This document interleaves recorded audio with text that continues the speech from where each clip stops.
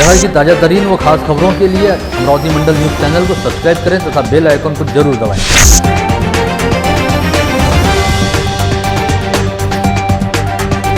नमस्कार, दैनिक अमरावती मंडल के मंडल news bulletin में आप सभी का स्वागत है।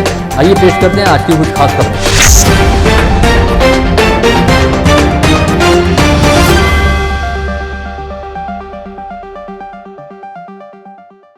विगत 16 जनवरी को अमरावती जिले की 537 ग्राम पंचायतों सहित राज्य की कुल 14,234 ग्राम पंचायतों के चुनाव हेतु मतदान कराया गया था, जिसकी मतगणना सोमवार 18 जनवरी की सुबह 7:30 बजे से शुरू हुई और 10 बजे से इस मतगणना के प्रारंभिक रुझान भी आने शुरू हो गए, जिसे देखते हुए कहा जा सकता है कि राज्य की सत्ता संभाल रही महाविकास आघाड़ी को इस चुनाव में काफ़ी सफलता मिल रही है। हालांकि भारतीय जनता पार्टी के साथ इस समय जबरदस्त कांटे की टक्कर वाली स्थिति बनी हुई है। मतगणना के दौर जैसे जैसे आगे बढ़ना शुरू हुए वैसे वैसे आघाड़ी और भाजपा की ओर से अधिक सीटों पर अपने समर्थित प्रत्याशियों की जीत के दावे किए जाने लगे। हालांकि देर रात मतगणना के खत्म होने के बाद स्थिति पूरी तरह से स्पष्ट हो पाएगी। इस बार अमरावती जिले में 16 ग्राम पंचायतों में निर्विरोध निर्वाचन हुआ। वहीं समूचे राज्य में 1523 सीटों पर निर्विरोध प्रत्याशी निर्वाचित हुए हैं और शेष सीटों के लिए 16 जनवरी को मतदान कराया गया था, जिसकी मतगणना शुरू होने के बाद पता चल रहा है कि कई प्रस्तावितों के पैनलों को जबरदस्त धक्का लगा है। राज्य में मतगणना के शुरुआती दौर में भारतीय जनता पार्टी ने 678, शिवसेना ने 714, राष्ट्रवादी कांग्रेस ने 578 तथा कांग्रेस ने 520 सीटों पर जीत दर्ज की है। इसके साथ ही महाराष्ट्र नवनिर्माण सेना ने 14 ग्राम पंचायतों पर जीत हासिल की है। वहीं 858 ग्राम पंचायतों पर निर्दलीयों की सत्ता स्थापित हुई है। ऐसे में कहा जा सकता है कि कांग्रेस, राष्ट्रवादी कांग्रेस व शिवसेना को इस चुनाव में जबरदस्त सफलता मिली है और ग्रामीण क्षेत्र में महाविकास आघाड़ी ने अपनी जबरदस्त पकड़ बनाई है। इस चुनाव में राज्य के कई दिग्गज अपना गढ़ बचा नहीं पाए और महाराष्ट्र पंचायत चुनाव में इसे काफ़ी बड़ा उलटफेर माना जा रहा है। अमरावती जिले के अचलपुर में प्रहार कांग्रेस व भारतीय जनता पार्टी का दबदबा रहा। वहीं चांदू रेलवे में कांग्रेस ने बेहतरीन प्रदर्शन किया। दरियापुर में कांग्रेस ने अपना मजबूत गढ़ कायम रखा। वहीं तिवसा में पालक मंत्री ठाकुर ने अपना प्रभुत्व बरकरार रखा है। मोर्शी में कांग्रेस, राष्ट्रवादी कांग्रेस और भारतीय जनता पार्टी का वर्चस्व दिखाई दिया। वहीं वरुड़ में भारतीय जनता पार्टी, राष्ट्रवादी कांग्रेस एवं कांग्रेस आगे चलते दिखाई दिए। इसके अलावा धारडी में कांग्रेस एवं प्रहार के विधायक राजकुमार पटेल के बीच जबरदस्त टक्कर वाली स्थिति दिखाई दी। भातकुली में कांग्रेस तथा युवा स्वाभिमान के बीच कड़ा संघर्ष दिखाई दे रहा है। धामनगांव रेलवे में भारतीय जनता पार्टी और कांग्रेस के बीच सीधा मुकाबला है। वहीं अंजनगांव सुरजी में आघाड़ी और भाजपा बिल्कुल आमने सामने है।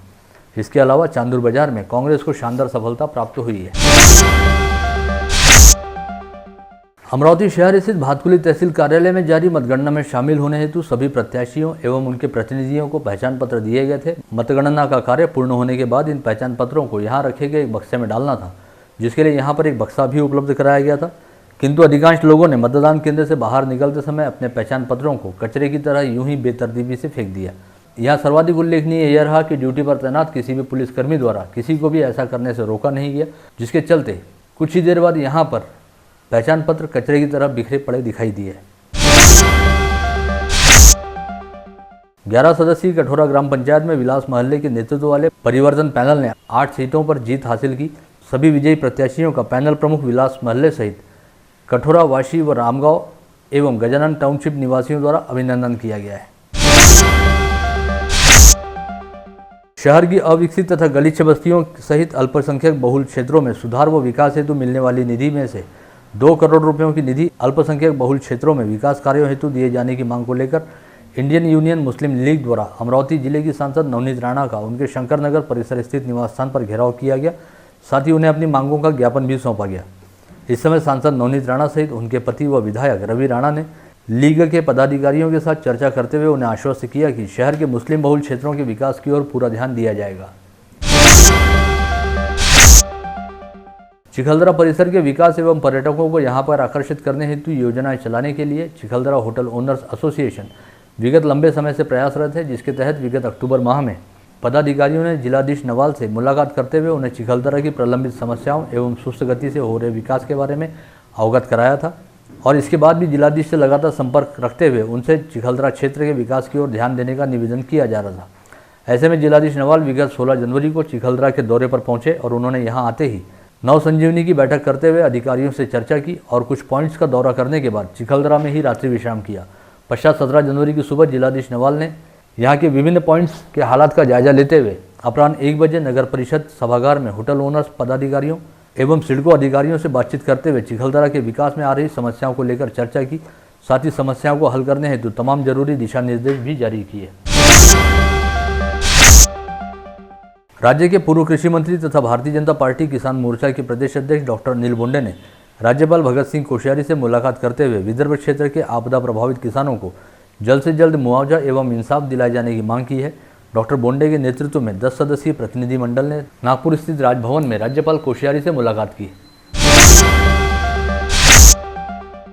अमरावती जिले में विगत खरीफ सीजन के दौरान अतिवृष्टि व बाढ़ की वजह से 3,14,869 हेक्टेयर कृषि क्षेत्र में खेती व फल बागानों का 33% से अधिक नुकसान हुआ, जिसके लिए सरकार द्वारा वृद्धिंगत दरों से सहायता राशि घोषित करते हुए सहायता राशि की पहली किस्त प्रदान की गई थी। वहीं अब दूसरे चरण में भी 115.34 करोड़ रुपयों की राशि प्रदान की गई है, जिसका जिले की सभी 14 तहसीलों में वितरण किया जा चुका है, जिसकी वजह से सभी किसानों को बड़ी राहत मिलती देखी जा रही है। विगत दिनों मध्य प्रदेश की सीमा में स्थित सालबर्डी की बौद्ध लेणी में गैर कानूनी तरीके से हटाई गई बुद्ध प्रतिमा को उसी स्थान पर पूर्ववत सम्मानपूर्वक स्थापित किया जाए। साथ ही बौद्ध धर्मगुरु भंते नामे रट्टपाल को सुरक्षा प्रदान की जाए। इस आशय की मांग का ज्ञापन मनपा के पूर्व पार्षद मंगेश मनोहरे के नेतृत्व में बौद्ध समाज बंधुओं द्वारा जिलाधीश शैलेश नवाल के मार्फत मध्य प्रदेश के मुख्यमंत्री, राज्यपाल व पुलिस महासंचालक सहित बैतूल के जिलाधीश व पुलिस अधीक्षक के नाम दिया गया। कोरोना संक्रमण का खतरा कम होने के चलते रेलवे प्रशासन द्वारा कुछ नई रेलगाड़ियों को शुरू करने का निर्णय लिया गया है, जिसके तहत मंगलवार 19 जनवरी से बडनेरा रेलवे स्टेशन होकर 3 नई रेलगाड़ियों की आवाजाही शुरू होगी, जिसमें नागपुर अहमदाबाद, नागपुर पुणे व नागपुर मुंबई ट्रेन का समावेश है। लेकिन कोरोना संक्रमण के खतरे को देखते हुए विगत मार्च माह से बंद की गई अमरावती मुंबई अंबा एक्सप्रेस को शुरू करने के संदर्भ में अब तक रेल मंत्रालय द्वारा कोई निर्णय नहीं लिया गया, जबकि अमरावती वासियों द्वारा विगत लंबे समय से इस ट्रेन को शुरू किए जाने की मांग की जा रही है। लेकिन रेल प्रशासन द्वारा अब तक इस ट्रेन के बारे में कोई भी फैसला नहीं किया गया है। विगत दिनों अचलपुर फसल मंडी में हुई पदभर्ती की प्रक्रिया में लता वाजपेयी नामक एक महिला की नियुक्ति को लेकर जबरदस्त हंगामा हुआ था। साथ ही कहा गया था कि इस महिला की नियुक्ति गैर कानूनी तरीके से की गई है। वहीं मामले की जांच के बाद यह पूरी की पूरी पदभर्ती प्रक्रिया ही बोगस साबित होने की जानकारी मिली है और अचलपुर पुलिस ने इस बोगस पदभर्ती प्रक्रिया के 2 प्रमुख आरोपियों को गिरफ्तार किया है। बता दें कि इस पदभर्ती प्रक्रिया का ठेका KNK प्राइवेट लिमिटेड नामक कंपनी को दिया गया था और अब जानकारी सामने आ रही है कि यह कंपनी ही अपने आप में एक बोगस व फर्जी कंपनी है। इसी कंपनी के प्रकल्प व्यवस्थापक गौरव गणेशराव वैद्य एवं प्रबंध संचालक व मालिक योगेश महादेव खंडारे को अचलपुर पुलिस द्वारा गिरफ्तार किया गया है। हिरासत में लिए जाने के बाद दोनों आरोपियों को स्थानीय अदालत में रविवार को पेश किया गया, जहां से कोर्ट ने दोनों आरोपियों को आगामी 21 जनवरी तक पुलिस हिरासत में रखने के आदेश दिए हैं। हालांकि कोर्ट से PCR का आदेश जारी होने के बाद योगेश खंडारे की तबीयत खराब हो गई और पुलिस ने तुरंत उसे एहतियात के तौर पर उपजिला अस्पताल में इलाज के लिए भर्ती कराया। वहीं इस बीच मामले में वांछित और नामजद आरोपी लता वाजपेयी को नागपुर हाईकोर्ट से अंतरिम जमानत प्राप्त होने की खबर मिली है। पुलिस सूत्रों के मुताबिक अब बहुत जल्दी ही इस मामले में बड़ी मछलियां भी पकड़ी जाएंगी। बता दें कि इस मामले में लता वाजपेयी के साथ ही फसल मंडी के सहायक सचिव मंगेश भेटालू एवं चपरासी शैलेश शुक्ला को भी नामजद किया गया है, जो अपराध दर्ज होने के बाद से ही विगत 25 दिनों से फरार बताए जा रहे हैं। हालांकि इन दोनों आरोपियों ने भी जमानत के लिए अग्रिम जमानत हेतु अचलपुर सत्र न्यायालय में अपनी याचिका दायर कर रखी है, जिस पर शनिवार 16 जनवरी को सुनवाई होनी थी। लेकिन ऐन समय पर मंगेश भेटालू के वकील ने आगे की तारीख देने का आग्रह किया और अब इस याचिका पर कल यानी मंगलवार 19 जनवरी को सुनवाई होगी। अचलपुर नगर पालिका में फायर ब्रिगेड घोटाला उजागर हुआ है, जिसके तहत अपनी मनमर्जी की एजेंसी को फायर ब्रिगेड का अत्याधुनिक टैंकर प्रारूप ठेका देने के चक्कर में पालिका के नगराध्यक्ष एवं CEO ने परिवहन अधिकारी कार्यालय से पंजीयन प्राप्त किए बिना ही 2 मालवाहक वाहनों को फायर ब्रिगेड वाहन में तब्दील करने का काम किया है। बता दें कि किसी भी वाहन को फायर ब्रिगेड यानी दमकल वाहन बनाने के लिए सबसे पहले परिवहन अधिकारी कार्यालय से इसकी अनुमति प्राप्त करनी पड़ती है। लेकिन अचलपुर नगर पालिका में एक छोटे व एक बड़े वाहन का नंबर एक दूसरे के साथ अदला बदली कर दिया गया और अपनी मर्जी से ही फायर ब्रिगेड यानी दमकल वाहन उन्हें बना दिया गया। अचलपुर नगर पालिका के पार्षद मोहम्मद सलीम मोहम्मद नजीर उर्फ सल्लू भाई ने इस पूरे मामले का भंडाफोड़ करते हुए अमरावती की जिलाधीश से इस मामले को लेकर लिखित में शिकायत की है। गत वर्ष जनवरी माह में स्थगित किए गए सहकारी संस्थाओं के चुनाव सोमवार 18 जनवरी से लिए जाने का आदेश सहकार निर्वाचन प्राधिकरण द्वारा विगत 12 जनवरी को जारी किया गया था, किंतु इस फैसले को 4 दिन के भीतर ही रद्द करते हुए सरकार ने इस चुनाव को एक बार फिर 31 जनवरी 2021 तक स्थगित कर दिया गया है। साथ ही कहा गया है कि जिले की 14 सहकारी संस्थाओं के चुनाव की प्रक्रिया अब नए आदेशानुसार होगी। स्थानीय माहेश्वरी महिला मंडल द्वारा धनराज लेन स्थित माहेश्वरी भवन में शनिवार को बड़ी धूमधाम के साथ मकर संक्रांति का पर्व मनाया गया। इस अवसर पर सर्वप्रथम अखिल भारतीय माहेश्वरी महिला ट्रस्ट की सचिव स्वर्गीय सरला लोहिया की स्मृति का अभिवादन कर उन्हें श्रद्धांजलि अर्पित की गई। पश्चात भूमि बजाज द्वारा महेश वंदना करते हुए इस कार्यक्रम का शुभारंभ किया गया। प्रतिवर्षानुसार इस वर्ष भी अखिल भारतीय ब्राह्मण महिला महासंघ द्वारा मकर संक्रांति का पर्व बड़े हर्षोल्लास के साथ मनाया गया। इस उपलक्ष्य में सातुर्ना परिसर स्थित गुरुकुल व्यायामशाला में शनिवार 16 जनवरी को एक रंगारंग कार्यक्रम का आयोजन किया गया था, जहां पर सर्वप्रथम भगवान श्री परशुराम जी का पूजन करते हुए गायत्री मंत्रोच्चारण किया गया। साथ ही सभी महिलाओं ने एक दूसरे को तिल गुड़ का वितरण करते हुए मकर संक्रांति पर्व की शुभकामनाएं दी और एक दूसरे को हल्दी कुमकुम लगाते हुए सभी के सुखमय जीवन की मंगल कामना की। स्थानीय हबीबनगर निवासी मौलाना अब्दुल रऊफ साहब का सोमवार 18 जनवरी को 83 वर्ष की आयु में इंतकाल हो गया। जिंदावली के रूप में विख्यात मौलाना अब्दुल रऊफ आलमी शोहरत याफ्ता शख्सियत रहने के साथ ही तबलीगी जमात के रुकन भी थे। उनके पार्थिव को मंगलवार की रात 10 बजे हैदरपुरा स्थित ईदगाह कब्रस्तान में सुपुर्दे खाक किया जाएगा। मौलाना अब्दुल रऊफ साहब के इंतकाल की खबर मिलते ही राज्य के विभिन्न हिस्सों से उनके चाहने वाले उनके आखिरी दीदार के लिए अमरावती पहुंच रहे हैं।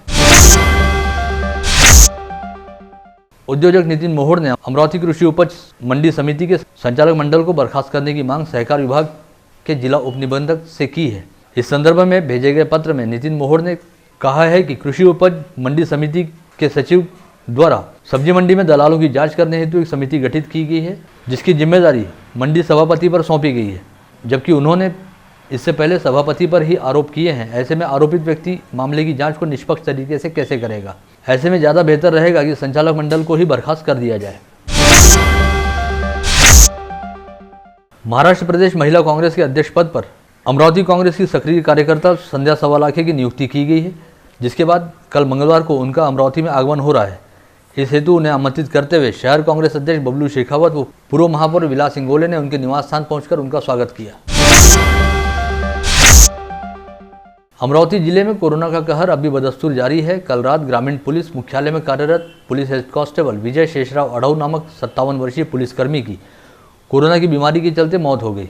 विजय अढ़ऊ करीब 1 माह पहले कोरोना से संक्रमित हुए थे। पश्चात उन्हें इलाज के लिए नागपुर रेफर किया गया था और कल रात इलाज के दौरान उन्होंने अपनी अंतिम सांस ली। जिले में सोमवार 18 जनवरी को कोरोना के 27 नए संक्रमित मरीज पाए गए। इसके साथ ही जिले में कोरोना के कुल संक्रमितों की संख्या 20,797 पर जा पहुंची। सोमवार को RT-PCR टेस्ट में 17 और रैपिड एंटीजन टेस्ट में 10 लोगों की रिपोर्ट पॉजिटिव आई है, जिनमें 2 अल्पवयीन बच्चों सहित 14 पुरुषों व 11 महिलाओं का समावेश रहा। इनमें अमरावती शहर के 21 और ग्रामीण इलाकों के 6 लोग शामिल हैं। लंबे समय बाद कोरोना संक्रमित पाए जाने वाले मरीजों की संख्या बेहद कम रही, जिसके चलते जिले के स्वास्थ्य महकमे द्वारा राहत की सांस ली गई है। धारनी शहर के प्रतिष्ठित नागरिक व पूर्व पार्षद आसिफ सौदागर के प्रभाग क्रमांक 12 स्थित निवास पर कल मध्य रात्रि के दौरान अज्ञात चोरों ने सेंध लगाते हुए करीब 30 लाख रुपए के सोने चांदी के जेवरात पर हाथ साफ कर दिया। आसिफ सौदागर अपने छोटे भाई की बेटी के सगाई समारोह में शामिल होने हेतु परिवार सहित घर पर ताला लगाकर अचलपुर गए हुए थे और जब वे वहां से वापस लौटे तो उन्हें घर के दरवाजे का ताला टूटा हुआ दिखाई दिया।